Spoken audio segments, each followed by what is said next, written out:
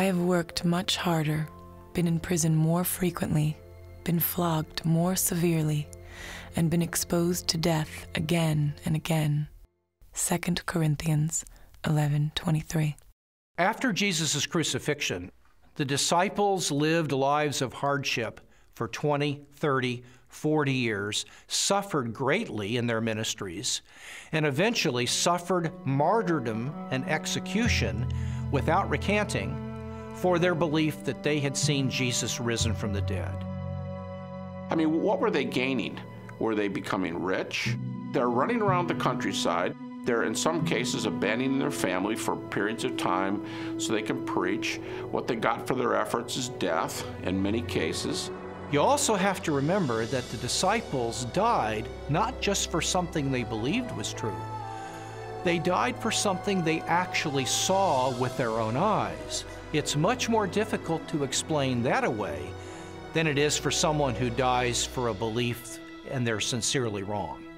I came across a bit of evidence I really found fascinating.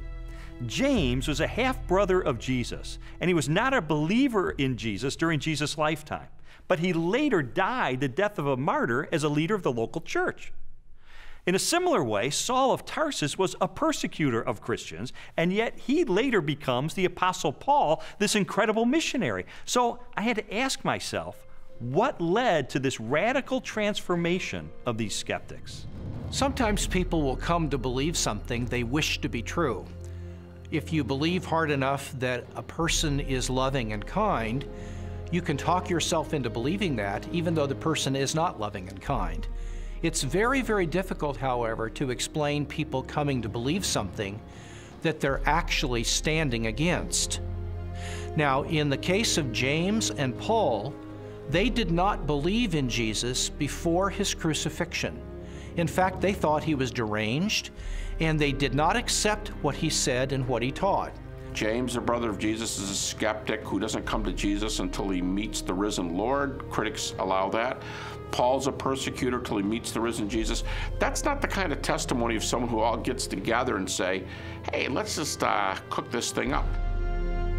One of the certainties, it seems to me, related to the testimony of the apostles is that they truly believed that Jesus was who he claimed he was, and they truly believed that he had risen from the dead because they were willing to die for that. Very few people are willing to die for something they don't really believe in, or something even worse that they know to be a lie. When Jesus was executed, his disciples were rightly afraid. They scattered. They were fearful for their own life.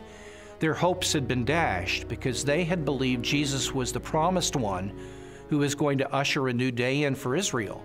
Turned out he wasn't, because he was murdered by crucifixion under the authority of the Roman Empire. And yet, shortly thereafter, we find them taking a stand in Jerusalem proclaiming that Jesus was the Messiah, the very Son of God. How do we explain that? How do we explain the fact that they were even willing to propagate this the rest of their lives and go to martyrs' deaths for their belief?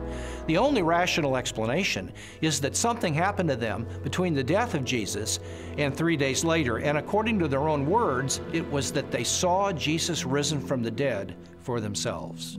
People have often said, and I think it's a perfectly fair position, that, okay, there aren't actually any good alternative hypotheses for how you explain the rise of early Christianity, but because we know as an absolute fact which we're not prepared to let go of, that nobody ever rises from the dead, then there must in fact be some other alternative hypothesis.